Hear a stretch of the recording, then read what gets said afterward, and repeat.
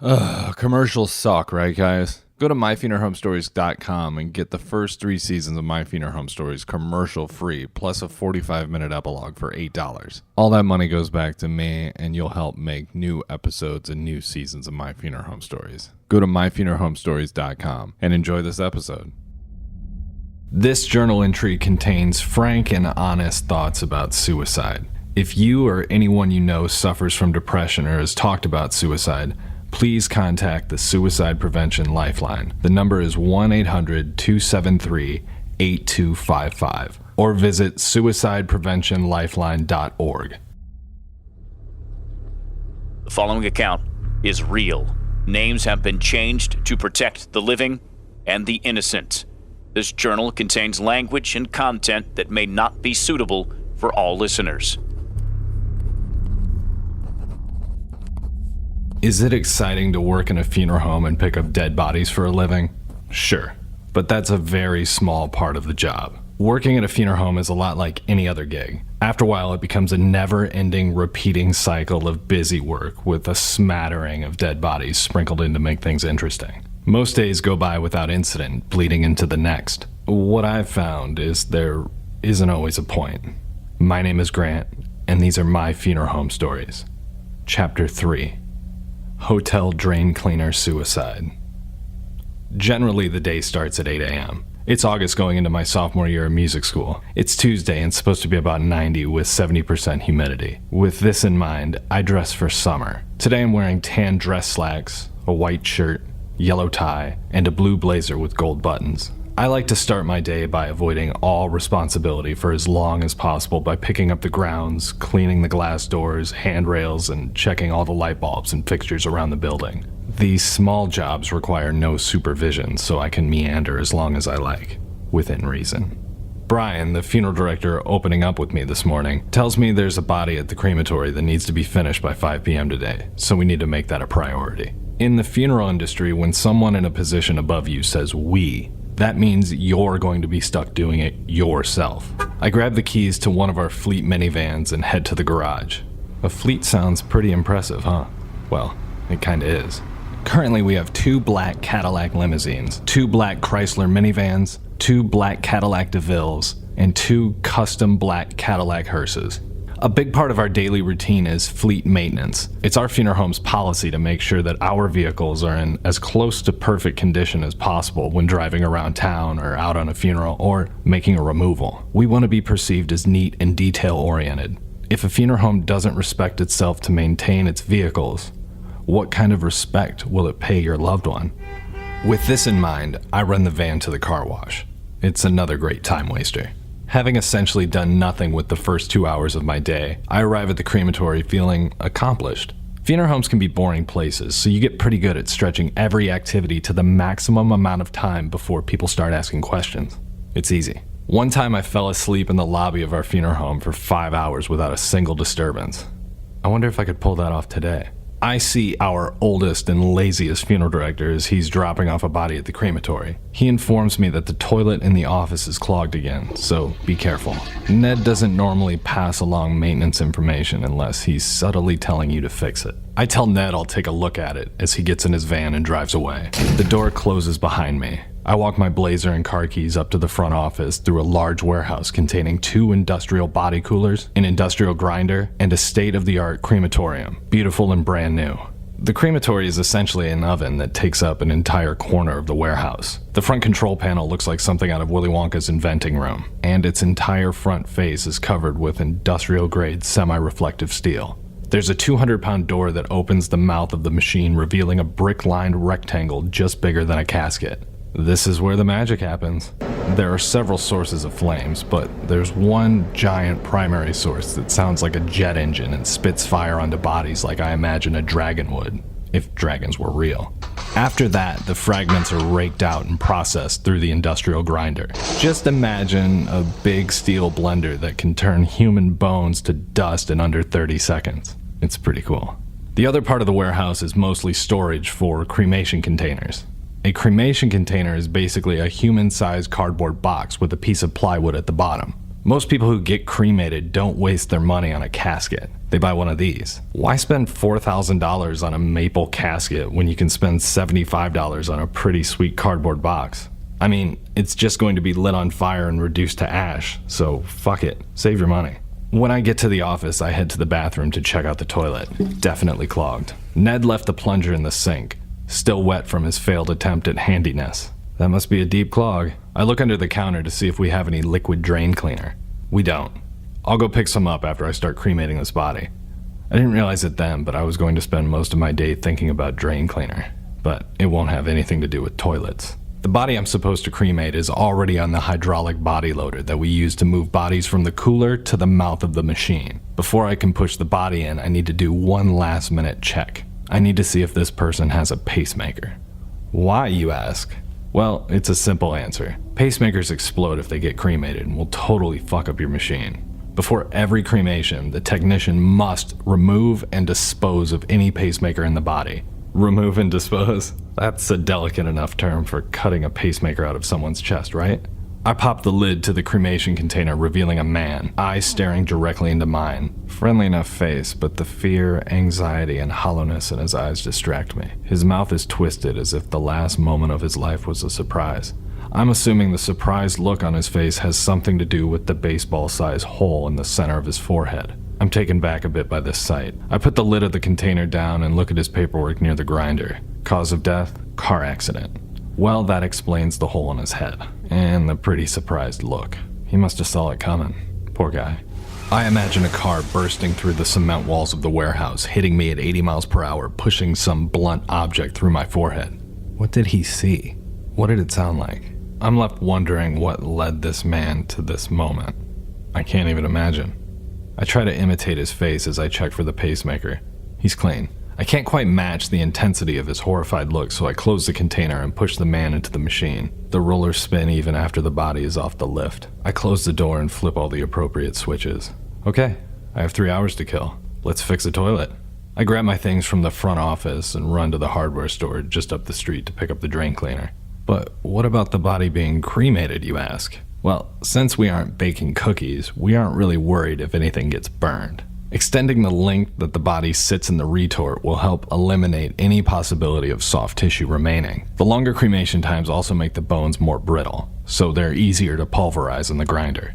I'm not sweating it though. Plus, I need that drain cleaner. I don't want people to think I broke that toilet and didn't fix it like an asshole. Ned. The store has 2 options in drain cleaner. A name brand drain cleaner and a generic version. Is there really a difference other than the $4? I pick up the generic version. On my way back from the store, my phone rings. It's Brian. I figure he's calling because I'm taking too long and he wants a status update. Panicked, I answer the phone with a slurry of words. Hey Brian, our body's being cremated. I had to pick up drain cleaner to fix the toilet. I'm on my way back right now. There's a silence on the line for a moment. Okay, cool man. We've got a death call. Meet me back at the funeral home. We'll take one of the hearses since Ned went MIA with the other van. I'll get it ready and I'll meet you in the parking lot. Relieved that I'm not in trouble, I hang up and drive to meet Brian. We're driving now. Brian sips a protein shake out of a filthy shaker cup. You know, I see him drink out of that thing every day, but I've never seen him wash it. I'm not gonna mince words when it comes to Brian. He's basically a frat guy that grew up and stumbled into a career that he didn't love. Brian wanted to be a competitive bodybuilder. Like, for real. This guy was on the juice and totally fucking Looney Tunes. He was in decent enough shape, but it's hard to tell under sport coats and suit jackets. Brian reminds me of the kind of guy you see at the gym screaming and throwing his weights around so everyone is forced to pay attention to him. I'm mostly indifferent towards Brian. He was a nice enough guy, but we didn't have anything in common. He's basically wallpaper. I could walk by him every day without paying him any mind. Sorry, Brian. Brian puts down his shaker cup and tells me that we're heading to a police call at an unnamed hotel chain on the east side of town by the toll road. Female, mid-40s, suicide. Room 125 by the pool. I nod to Brian and wonder what kind of suicide it is. Hanging? Gunshot? Pills? My brain cycles through the possibilities. Brian gets a squirrely look in his eye and asks me if I've ever gone to a hotel to make a removal. I tell him I haven't. Brian's eyes widen with excitement. For the 15-minute duration of our trip to the hotel, Brian proceeds to tell me horror story after horror story of hotel calls he got back at his old job in the city. Drug deals gone wrong, grisly, unsolvable murders, and one story that stood out in particular and left me completely unsettled. He told me about this guy that lit himself on fire in a hotel bathtub. Brian told me that he was surprised that the gasoline that the man poured all over himself stayed contained in the bathtub and didn't spread the fire. That's a pretty interesting way to light yourself on fire. One bathtub, one can of gas, one match. Poof! How did the man know it wouldn't spread out of the bathtub? And who chooses to be burned alive in a hotel bathroom? I certainly wouldn't. I'm thinking about what it must feel like to be consumed by fire. A single flash followed by an unbearable, inescapable pain. I feel my face flush and that tingly feeling runs down my spine. I'm thinking about every possible inch of my body searing and popping without any relief. Yeah, hotels are fucked up, Brian says as he grins ear to ear, gripping the steering wheel excitedly. I nervously giggle and turn the AC up to high. Tiny sweat bubbles are running down my neck and being absorbed by my collar. It's wet now. We park the van under the portico by the entrance of the hotel. I'm still thinking about what Brian said. Hotels are fucked up. So many people must die in hotel rooms every year, and I'm guessing they probably don't have to disclose if something really, really bad happens in your room. I wonder how many people have died in hotel rooms I've stayed in. Brian and I take the stretcher out of the van and lock its legs in place as a young couple in beach clothes walks by and gives us a well-deserved troubled look. Giant electronic doors slide open as we approach and welcome us to the hotel. We're in the lobby now. A police officer that appears to be flirting with the receptionist at the front desk ends his conversation and walks over to us. He tells us that we've got a suicide in 125, drain cleaner. I perk up. I just bought drain cleaner. It looks like she drank it mixed with fruit punch in the bathtub, but then had second thoughts. She did make it to the phone, we think to call for help, but her organs were already liquefying and failing, or whatever the fuck they do when you drink drain cleaner. She died with the phone in her hand. Brian's nodding his head and biting his lower lip while listening to the officer. I'm doing less. I'm standing completely still. I hear what the officer's saying, but I'm not comprehending because I'm imagining what it would be like to drink drain cleaner. That stuff can eat through years of gunk and build up in your pipes in minutes. Imagine what it would do to the soft tissue inside your body. I'm having sympathetic burning sensations in my throat and stomach, thinking about the solution working its way down my esophagus and into my belly. Brian slaps me on the arm with his notepad and says, "Let's do this." The burning sensation fades instantly. As we move through the lobby, we pass an empty business center on our right and an American-style diner serving an early bird dinner special on our left. Pushing the stretcher behind Brian and the officer, I make eye contact and smile at an elderly couple eating their $9 entrees. They give the same peculiar look the couple gave us outside. We move forward and I think about the body I started cremating an hour before. Most of his tissue is probably breaking down and separating from the bone at this point. He should be done by the time I get back. I hope the toilet is easy to fix. I'm questioning the potency of the off-brand drain cleaner I bought earlier. I don't want to have to call a plumber. We enter what I can only really think to describe as the hotel's great room. There are 3 floors of rooms, each with a large picture window that looks out to the pool area. The pool is an average size and is surrounded by chase lounges, tables, and large fake exotic potted plants. The hotel really hasn't done much with the decor. We move to the far side of the pool and walk down a long carpeted perimeter path, making our way to room 125.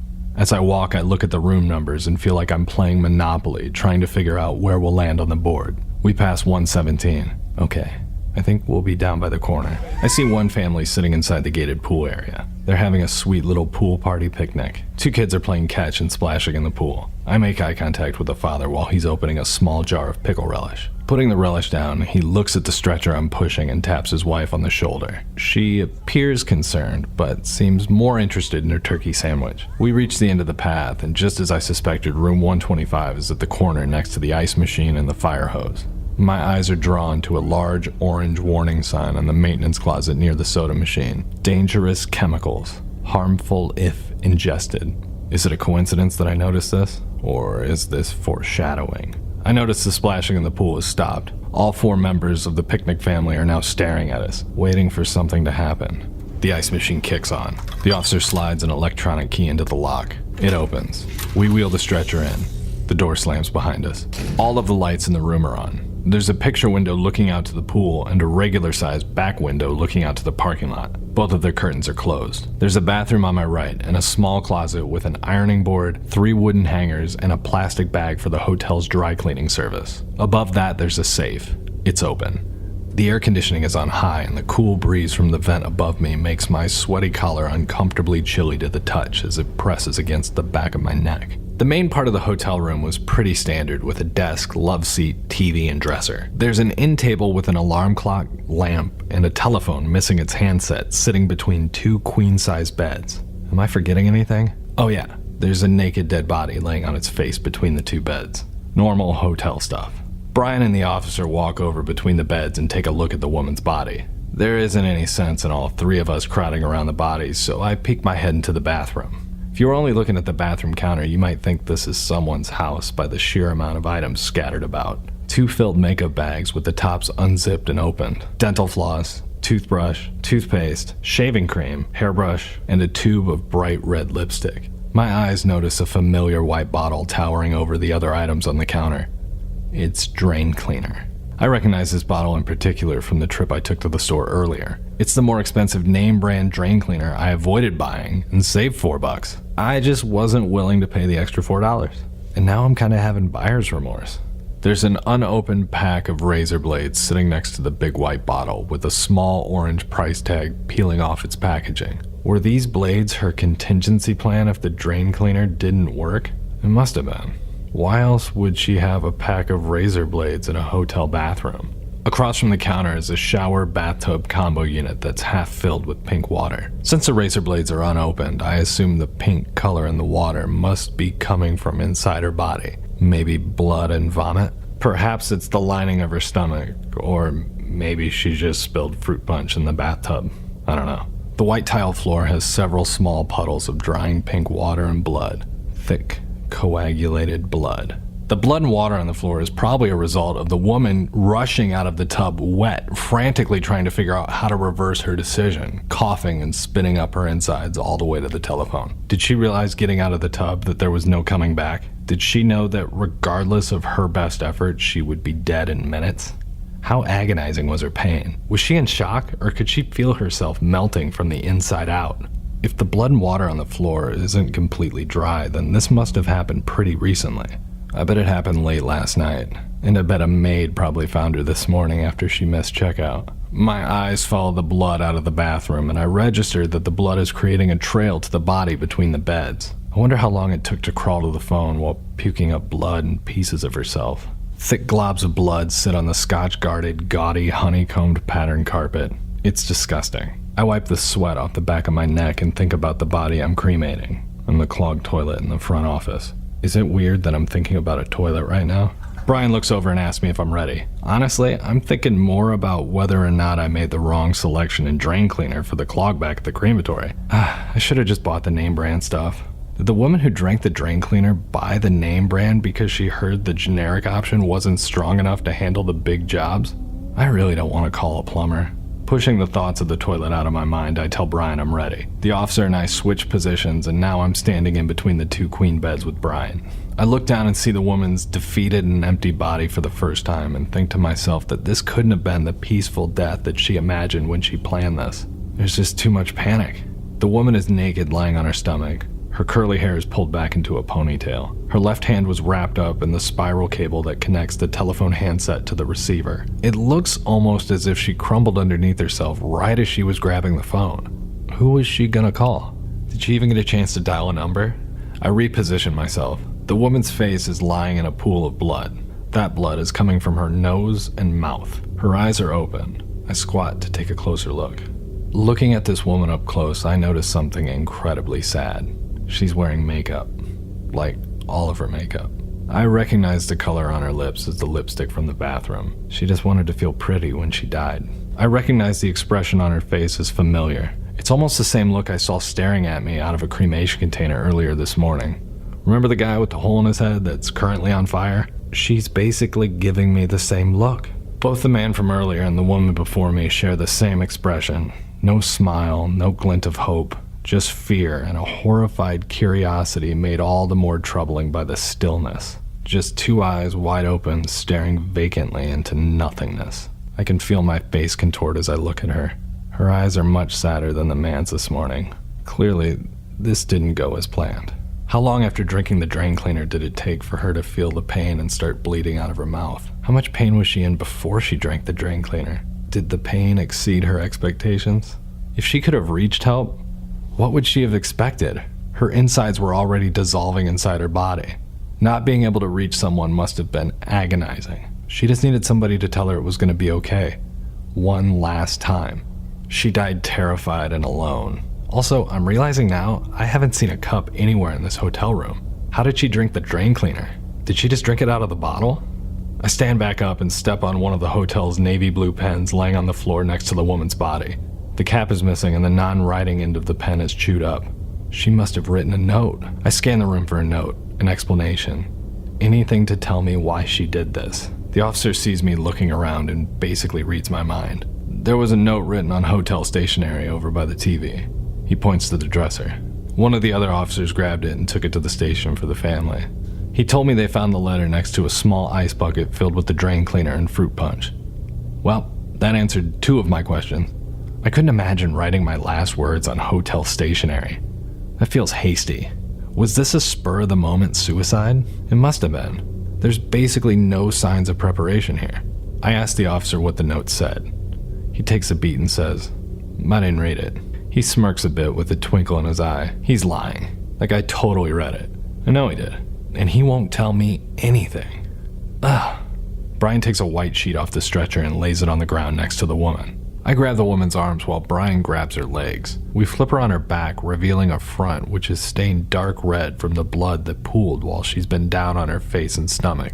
Her eyes are still open and the right side of her face is stained from the blood she's been laying in. The color of the blood around her nose and mouth matched her lipstick perfectly. Her light blue eyeshadow pops and stands out as it's the only color on her face that isn't red. We place her on the sheet, flipping the excess around her body like a mummy. Brian and I avoid the blood on the ground and on the sheet and lift her onto the stretcher. As we ready the stretcher to leave, I notice the paintings hung above the beds for the first time. Bowls of fruit sitting on tables. The banality of these paintings is offensive. No artistic statement, no original idea. Just fruit on a table. I feel sorry for anyone who dies in a room with art so aggressively unoffensive. I look down at the phone handset sitting next to a pool of blood and I'm left wondering what really led this woman to this moment. I can't even imagine. The officer swings the door open and we wheel the stretcher out. The woman's body shakes as the stretcher wheels across the threshold from the room to the hallway. The warning sign for dangerous chemicals catches my attention again. I imagine the woman portioning out the drain cleaner into the hotel ice bucket. She must not have seen the sign outside her door. I see the little boy from the pool earlier, bundled up in a towel with wet red hair. We make eye contact as I'm pushing the stretcher down the walkway by the pool. I grin and look away. As we leave the hotel, I thought about all the reasons the woman had to drink that drain cleaner. And then I thought about all the reasons she had not to drink that drain cleaner. Later that day, I find myself back at the crematory. By the time I got back, the body I started before I left was finished. I raked him out and processed the remains. I walked his ashes and the drain cleaner I purchased earlier up to the front office. I pop the cap off with my thumb and walk into the bathroom. I look into the mirror and imagine the mirror in the hotel bathroom. Makeup on the counter. Pack of razor blades by the sink. I hold the large white bottle of drain cleaner up to my nose, close my eyes and smell. The harsh chemicals burn my sinuses. I look at the bottle and see a list of chemicals that I can't spell, let alone pronounce. I empty about half of the contents of the bottle into the toilet next to the sink. I watched it sink and disappear in the drain. It's working. I see a couple of bubbles and imagine what the cleaner would feel like sitting in my stomach. I sit down next to the toilet and think about the woman as the water level in the bowl begins to drop. Why did she do it? Who was she calling? Did she feel regret immediately, or did it take a few minutes? What was her last thought? I won't ever find out the answers to these questions. And that's fine, because it's not my job to ask questions. That's what it's like working at a funeral home. An abundance of questions with no answers. The clog gives way, the water swirls down and empties out of the bowl, and I think to myself, what was the point of this? My name is Grant, and these are my funeral home stories. Hopefully you enjoyed this episode. If you did, be sure to subscribe and tell a friend. Have a question or comment? Follow me on social media at Pomo and Kitch. Also, be sure to listen to my album, Pomo and Kitch, Fetch, available wherever you listen to music. Thanks for listening.